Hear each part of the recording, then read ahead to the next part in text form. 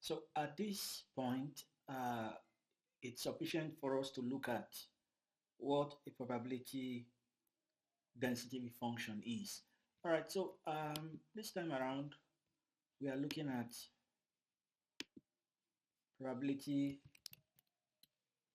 density function. Now, so what's a probability density function? Defined earlier on, a probability density function is the probability function for a continuous random variable, say x, where x is an interval from the set of real numbers x takes value in an interval. So we can use that word where x takes values, where x assumes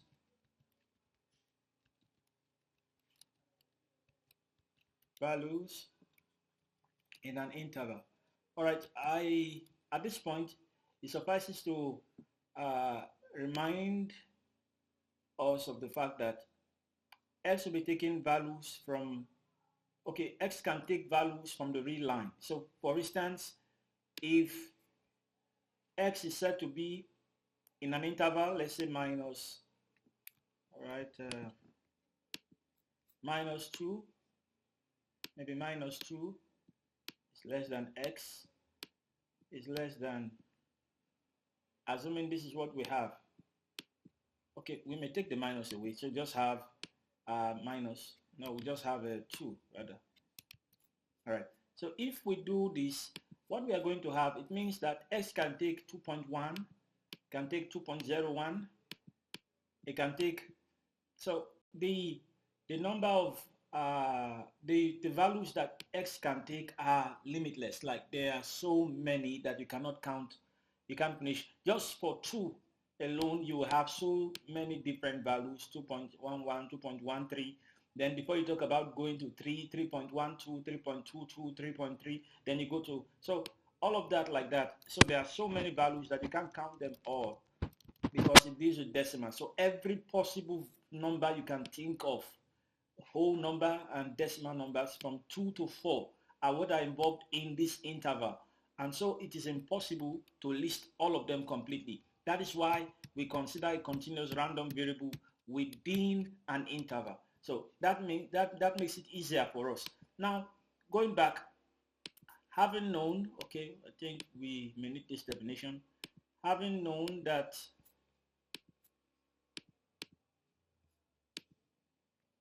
our continuous random variable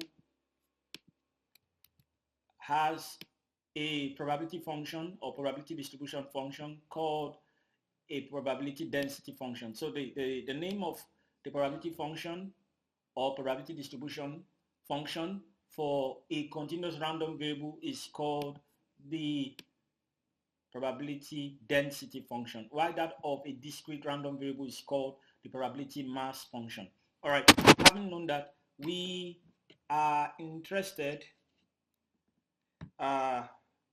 in certain things, and these things we're interested interested in are the properties of the continuous random variable. So the properties of the probability density function actually. And so if you're going to look at that, the first property you must be aware of is that number one. Okay, let's give that, write that. All right.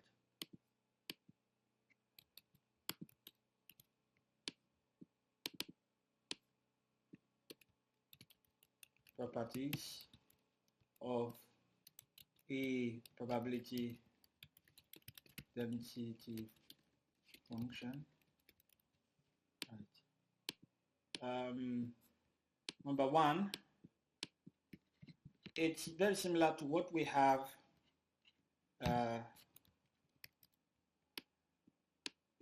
for the first one, the one we did it for the probability mass function. You can have it to be 0 is less than,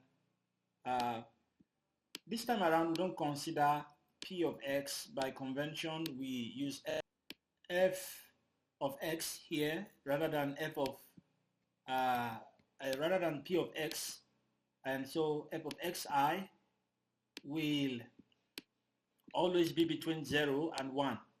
So you may have less than equal to if you like here, or you may just say f of xi is greater than 0, greater than or equal to 0. If you use the one in the right on the right hand, then it means that you will need, if you use this, then it means that you will need to also state this, that the summation over the range of x, just as we said the other time, of f of xi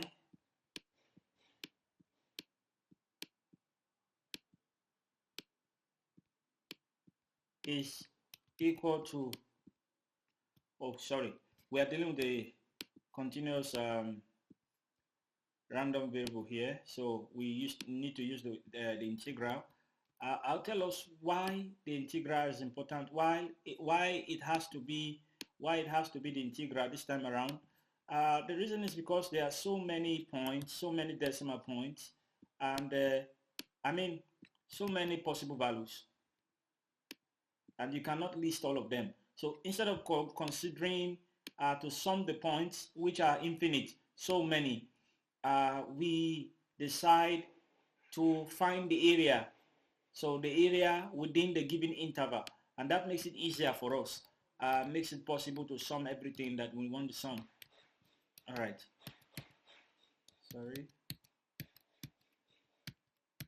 All right. So with respect to x dx, all right, so that will be equal to 1.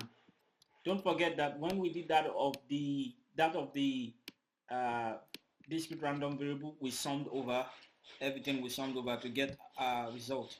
Now in continuation, when we have the probability of an event such that it's similar to what we had before, but you just need to understand that we are concerned about, so our x now is like this. The probability that x is within the given interval, that it's going to be from the integral from b to a, to be found from that integral of f of xi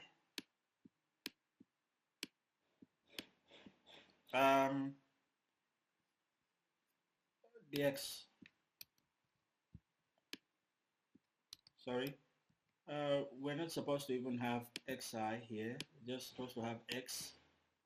Sorry about that. I think we're just using the knowledge from what we had from,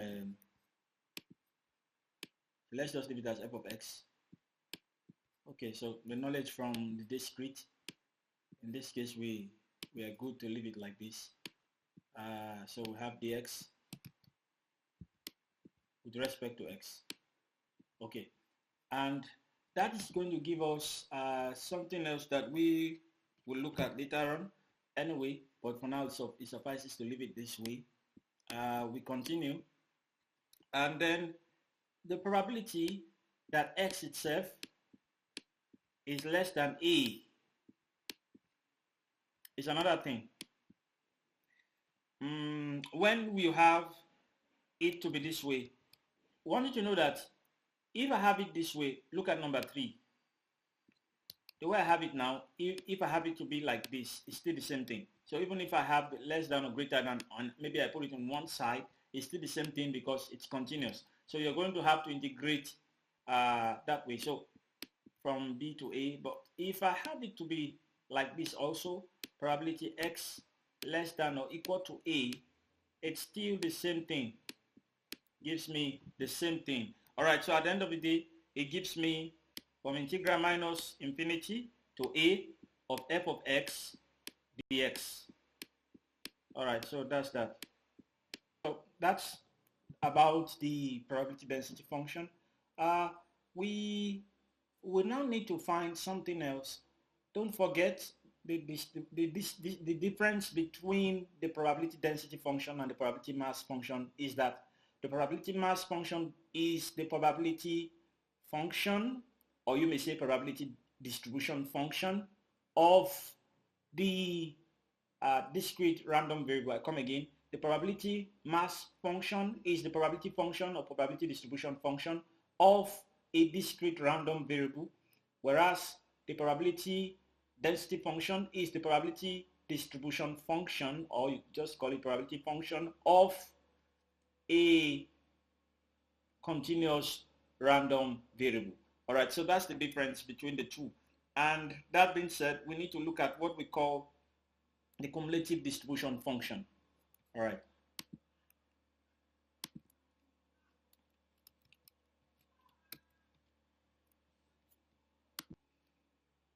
So the cumulative distribution function. Now,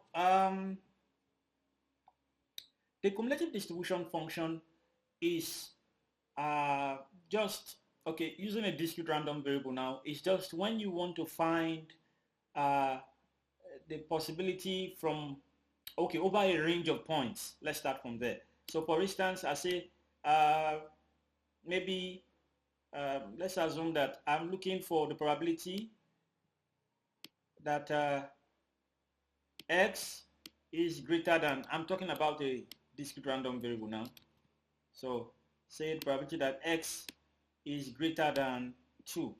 Now that's going to be assuming that a random variable can take values from, let's say, 0 to 3. 1 can take 1, can take 2, and then finally 3. Then that is going to be the summation over the range of x. Now x is going to take value from 0, from 2 rather, and then because 3 is the last number here, to 3, and then we're going to have p of x, we may write xi in this case, and then we're going to have that. So that means that this is going to be the cumulative density function over the possible range we have been given, because we were told that x should be greater than 2. But because 3 is the last value that x can take here, we will stop here. Supposing that it was infinite, like you could have more values after 3, but we don't know how many values, like there are so many values you can take, and so we can't list all the values. Then it means that we will have this place to be infinity. So from x takes value from 2 to infinity, positive infinity. Now this is also a cumulative density function. All right, so that being said, we have seen it with a discrete random variable. What about with a, okay, so what about with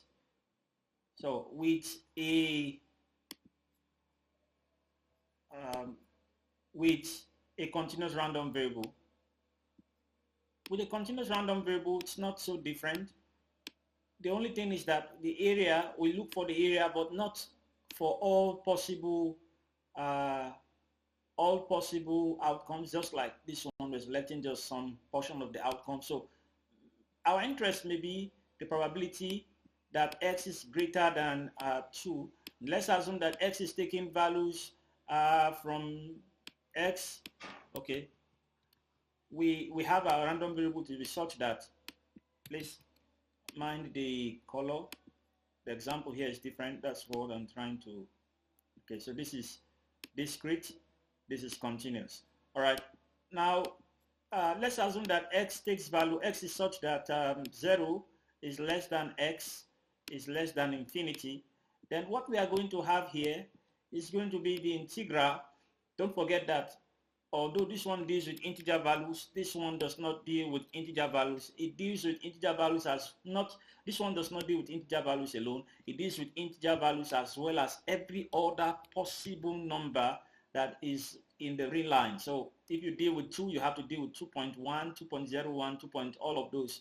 And so there are so many values. So we start from 0 and then we go to infinity itself. And then we say the probability of f of x, whatever it's going to be, and then we will say with respect to x, we are integrating that with respect to x. Take note of the fact that we are going from 0 to plus infinity. And at the end of the day, there is a name given to the two things we are looking at here, and that's what we call our capital F of x. You need to be aware of that. Capital, not the small one that, if you like, you may call that of, to just put a distinction between the two, you may call this one capital P of x. What matters is the definition. If you're defining, but you're not using something that is conventional, you need to state it, that this is what I mean. And you can use capital F of x here. All right. So otherwise, you may use capital F of x for the two. Okay, so what is important here is your ability to differentiate between the two. So not really, but conventionally, when we talk about cumulative density function, we like to use f of x, capital F of x. So this is different from this. This is small letter f. All right. So, but this is capital letter F. So that capital letter F is what we call, this. Okay. This is what we call our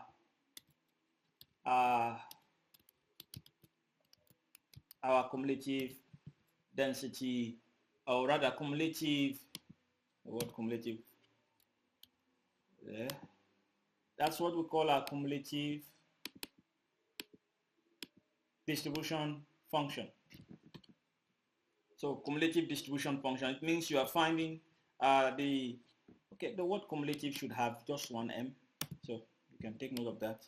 Cumulative should have just one M. All right. So that is, we are finding the probability of X around a set of, perhaps if you're talking about a discrete random variable, around a set of just maybe a subset of the values that X can take. So a subset of the range space of X. And if it is the continuous random variable, a subset of a sub-interval of the interval,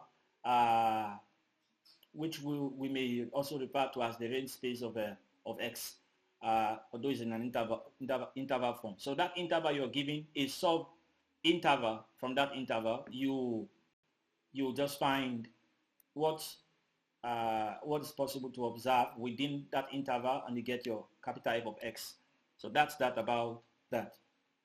All right, so we may proceed and look at the relationship between the cumulative distribution function and your density function, or even mass function. All right, so now let's look at some of the properties, some of the properties of what we are calling, or what we refer to as, the cumulative distribution function. I'll only be taking taking it as f of x this time around. I won't consider it as p of x, just consider it as f of x. But whatever applies to the first one applies to the second one, although I will be taking it as it has to do with the density function, but you can always look at it from both angles. All right, so that being said, let's look at the properties. Now,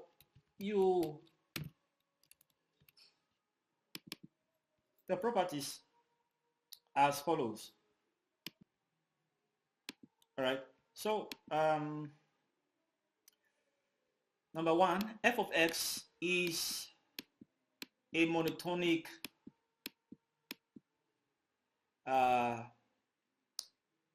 non-decreasing function. So I think I'll write that. Capital F of x is a monotonic non-decreasing function. Now in some textbooks you may see them write something like monotonic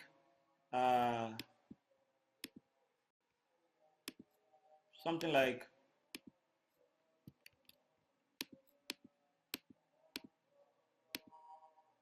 monotonic increasing function. That is not, I want us to put a distinction between the two, so I will not be using that. I will not refer to it as monotonic increasing function because it may not increase. It depends on the state. So that means that when you have x, a particular x, value of x now greater than the other, maybe for instance you have maybe x1. When you talk about maybe your discrete random variable, for instance, if you have x1 less than x2, if then you should have f of x1, capital F of x1 also should be less than, okay, maybe x is less than, so then we may have this less than or equal to x2. So that is what it means. That is what it means. So that as, okay, so that is what it means. So that as your f of x increases, I mean your x increases, the f of x also increases. So then that's the second one, second property. You have it that though it's a capital F of x, the cumulative distribution function, it cannot be outside the boundary of 0 and 1. So meaning that it's a, I mean, cumulative distribution function is also a probability function. That's what it means. So your f of x, capital F of x is also a probability function. All right. So f of anything you may think about, anything at all, will be, okay, well, let's take it from f of x. Now let it be f of positive infinity will always be 1. That's because you're going to be saying integral from minus infinity to infinity. This is going to be this, and then of f of x, which we know to give us 1. Small f of x in this case, dx, and that's going to give us 1. So that's the reason why we have that to be 1. Okay. That being said, we'll go to the fourth property. And the fourth property states something else. The fourth property tells us that if we have the probability of minus, okay, not necessarily minus, of a, that means, so the probability of x such that x is between a and b, it becomes the difference between the cumulative function for a.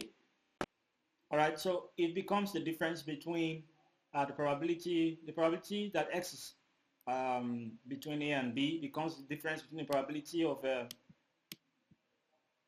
the cumulative density function for a minus, okay, the difference between the cumulative function for a and the cumulative function for b, and that is going to give us what we have above there. It's easy to see this one as just the way this one also be, but from taking value from minus infinity to a. Okay, so if you see it that way, it becomes easier. So the next thing is to write f of x with respect to x dx. So that gives us this one. So the same thing applies here. So you could break it in such a way that though you're considering from a to b, it starts from minus infinity and gets to a. But not something, if the kind of function you have does not start from minus infinity. For instance, the range you are given is from maybe x is taking values from 0 to perhaps it may be infinity, it may be maybe to 100. You don't need to write infinity here when you are breaking it up. Maybe they give you find probability of from a to that a is x is between the boundaries of a and b. You just need to write your smallest value in the range that you are giving. So if that range is something like what I have here from 0 to 100, you can put your 0 here, and then you get to a here, and then you may go on from your 0 also to your b, and then you just find the difference, you have your value. So if 0 is the smallest, you start from 0 and get to a. Then in the case of b, you start from 0 and get to b. So that's how to do that one. and it's easy. So that's those are the properties.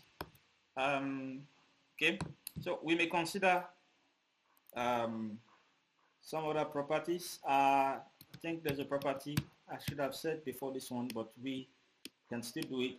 That property is the fact that f of minus infinity is going to give us 0. It's easy to do that one, to know why. Minus infinity to minus infinity. We're not considering point values here. So if it's coming from minus infinity to infinity, it's a point value. And if you do any of your mathematics for the continuous random variable on points, you get 0. So that means if I have f of a, okay, maybe f of, I say x is equal to, this time around, let's put it that way, 3, I'm going to get 0. Why? Because if you start from from 3 and then end at 3 of f of x, and if you give me the x now, give me 0. But when the number you have here is not infinity, you have it to be here, this f of a that I've written here is actually not, this one cannot be said to be f of 3. No. This f of a, let's do that now. F of a will be x greater than or equal to a, or you may just have greater than a. That's the meaning. So if I want to write f of 3 is going to be f x greater, the probability now, so greater than or equal to 3. Yes, for this I can find the value. That means I will start from minus infinity or the smallest possible value for x and then get to 3. So, but this one is a different thing. But here you are saying the probability that x is greater than or equal to minus infinity, but it translates to mean f of x equal to f of x equal to minus infinity, because infinity is the smallest number. So that's the reason why we are having 0 there. All right, I think it suffices to stop there on that one. And then on the final note,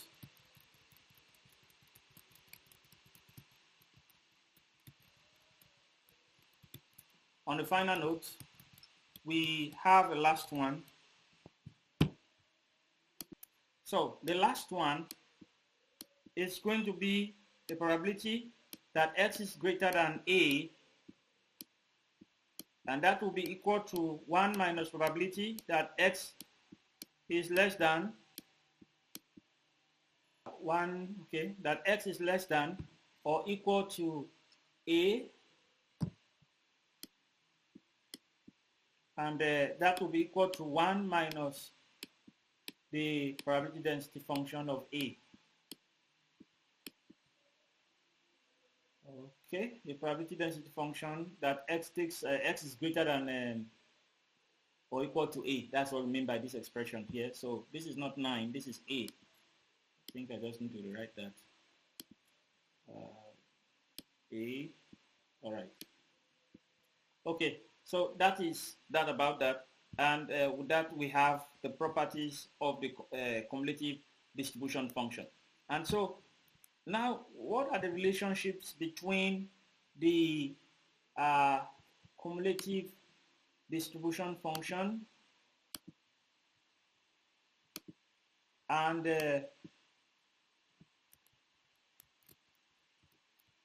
the probability density function or mass function, as the case may be? That's easy. We are looking at the first one is that f of x, as it were, capital F of x is equal to probability that x is less than or equal to small x now, and equal to minus infinity. Okay, and we are looking at this of f of x, so integral of this. So we can have integral of this. So we don't know what this may be, but to start from infinity, we may get anywhere here. So, and then we can have the x. So now x can be any value, maybe 3, maybe 4, maybe 9. So that's the first property. So anytime you integrate your density function, I mean your probability density function, you are going to be getting a cumulative distribution function. So that's the first property. The second property is that anytime you differentiate your, this is small f of x now, anytime you differentiate your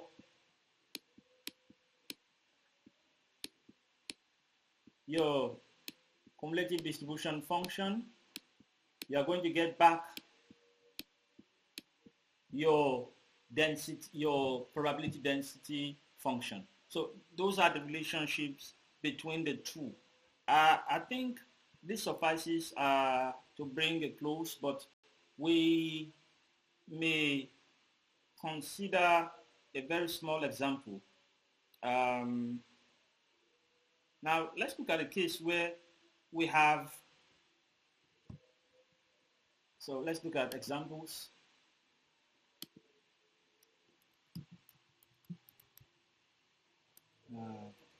Page 7. So we are looking at an example here.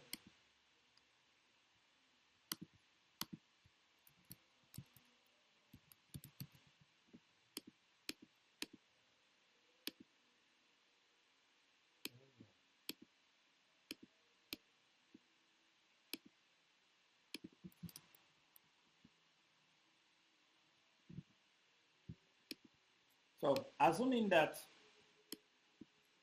we have a function, say f of x, which is equal to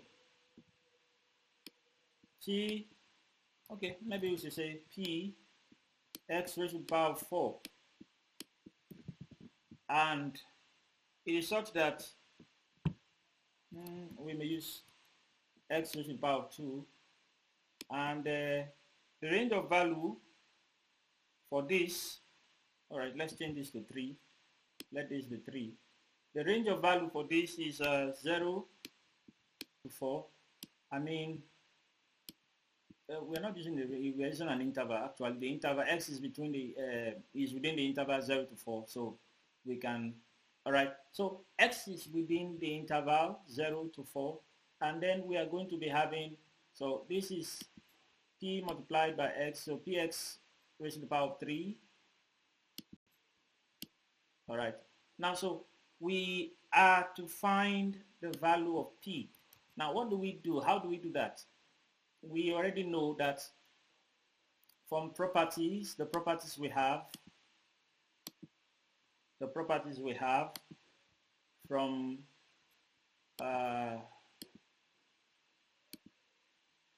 okay, from here we know that the integral over the range of x, well, we may use I think we may use minus infinity to infinity. That would be preferable here.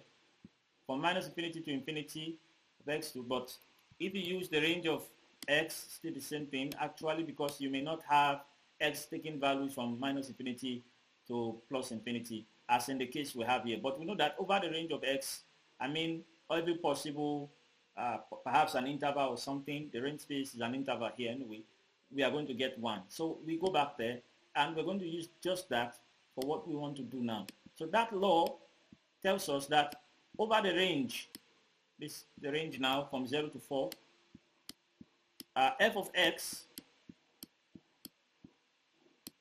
with respect to x equal to 1. So, and I told us that's because minus, so if you want to put it more succinctly, you may just want to tell us why you have done what you have done. you may write something. It's usually best practice to do that. Tell us that minus, okay, over the range of x, the integral of f of x dx is 1. And so that way,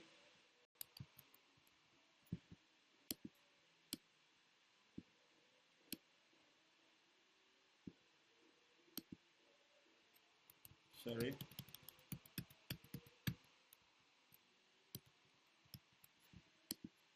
range of x, f of x dx equal to 1. And so we are having this now. And so we just say integral 0 to 4 p x raised to the power of 3 dx would be 1. And so since this is the case, we can go on to say integral 0, we'll put p outside, and then 4 for x3 dx equal to 1. And that means that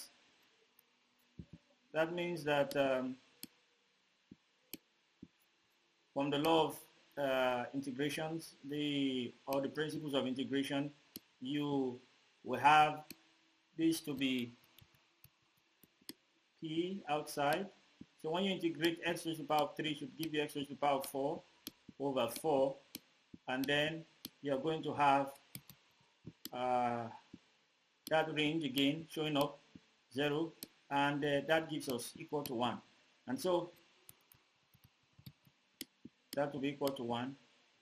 And so that means that p itself divided by 4, I'm bringing 4 outside, so we have x raised to the power of 4 alone inside. 4 raised to the power of 4 minus 0 raised to the power of 4, and that is going to give us 1. And that means that p over 4,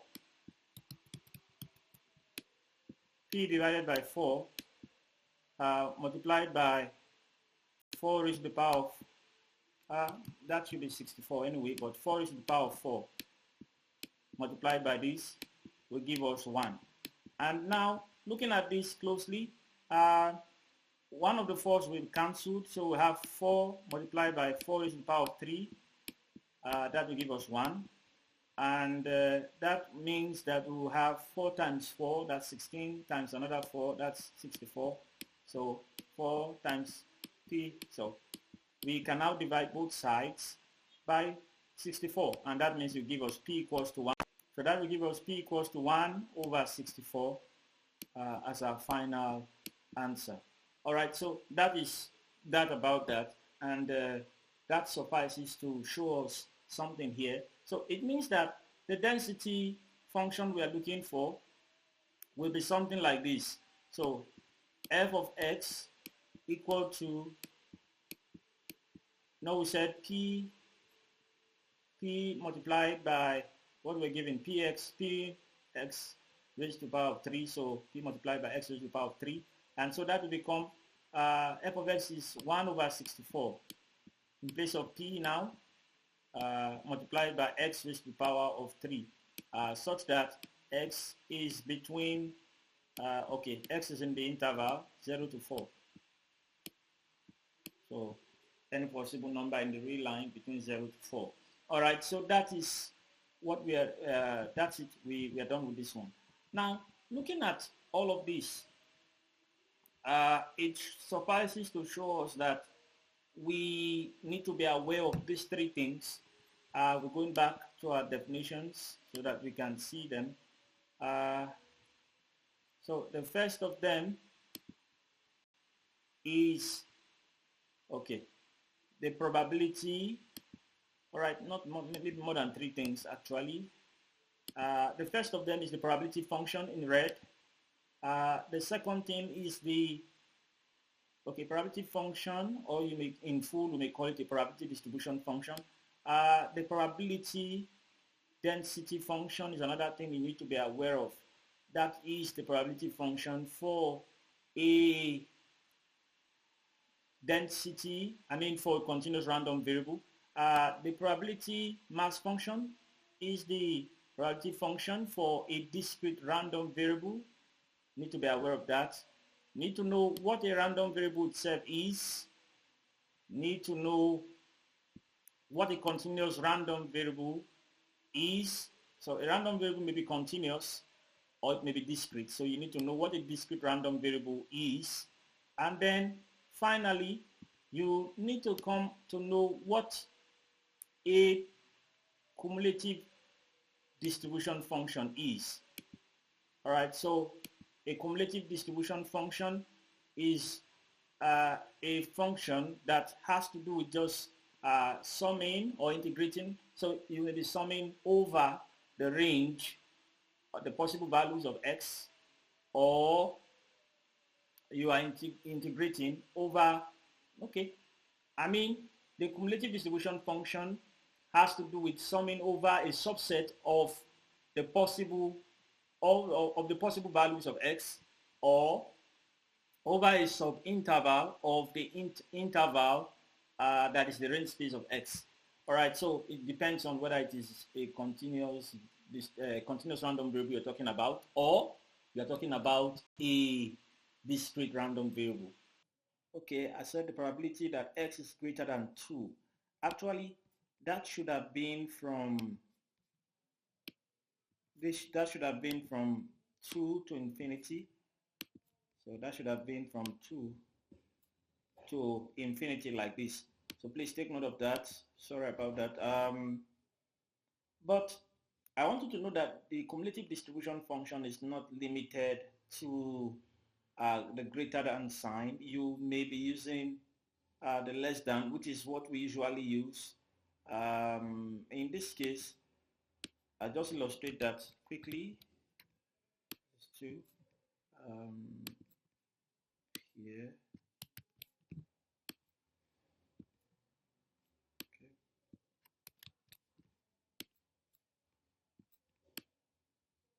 Right. So we may have something like probability that x is less than 2, and that would be equal to the summation from 0 if it is less than. Please take note, in the case of a discrete distribution, this and this are not the same. So when you have greater than or equal to, they are not the same. But in this case, in the case of a continuous random variable, it doesn't matter whether you have it as greater than or less than, greater than, or you have it as greater than or equal to. So it doesn't matter if you have it as greater than or equal to, you still write 2 here to infinity. But in this case, when there is a equal to sign, so less than or equal to, you're going to have from 0 to 2, whereas when the equal to sign is not just less than, you're going to have from 0 to 1. So you need to take note of that, so that when there is a less than, equal to, or less than sign, you know the difference. All right, so we're going to have f of xi and p of xi, and that will be equal to whatever is equal to, but in short we can write this as capital P. Please take note, capital P, this is small letter p, of 2. Whereas this one would have been written as 1 minus capital P of 2. All right, so that's going to be the difference. And but in order to avoid confusion, it's just very good that we specify what we really mean. So we may mean 1 minus x, okay, greater than.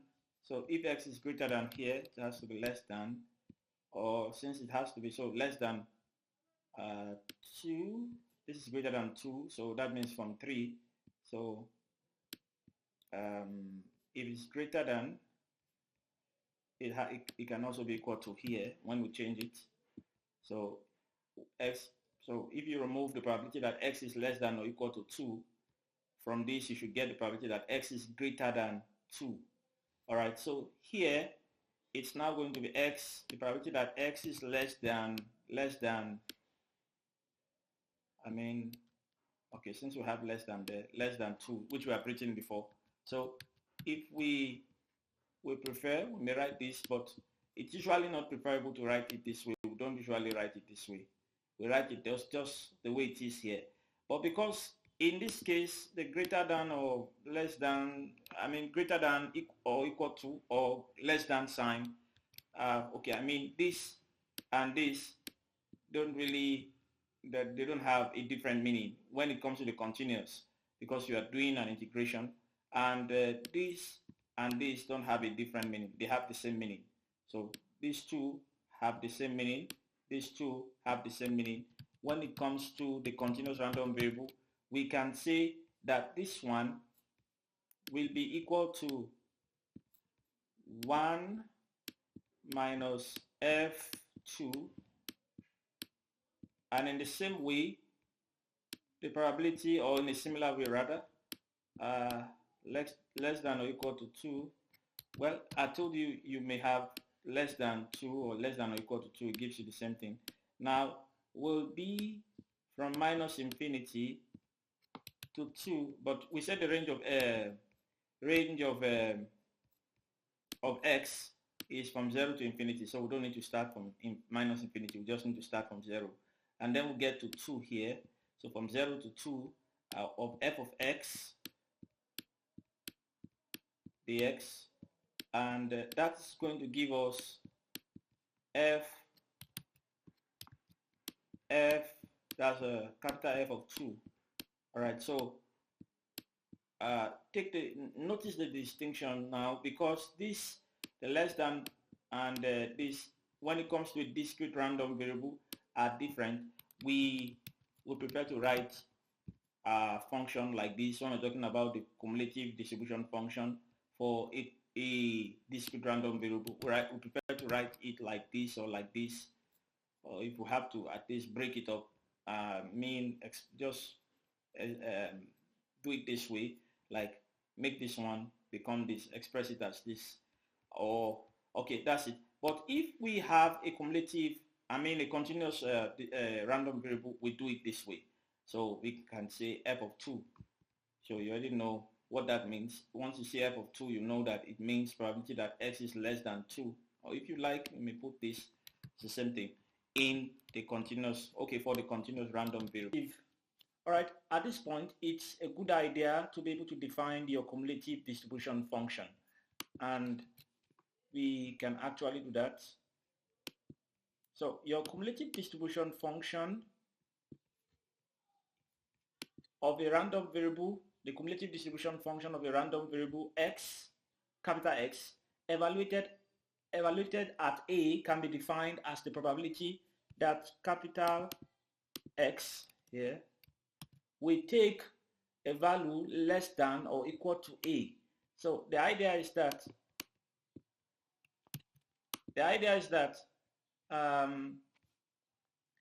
x may be less than A or less than or equal to A. But there are times when we may be concerned about probability that x is greater than A, in which case we shift it, or rather we would express it in such a way that it becomes what we have down here. So it depends on which one we are concerned about. So it suffices to bring the class to a close here. Thank you very much. All right, please bear with me. I would like to correct something quickly. The probability, okay, so we're looking at property 4 actually. The one on which I have written wrong is actually wrong, because the probability of A less than X less than B should be the probability, okay, the cumulative distribution function of B minus that of A, whereas I had written the cumulative distribution function of A minus that of B before. So please take note of that, correct it. Thank you.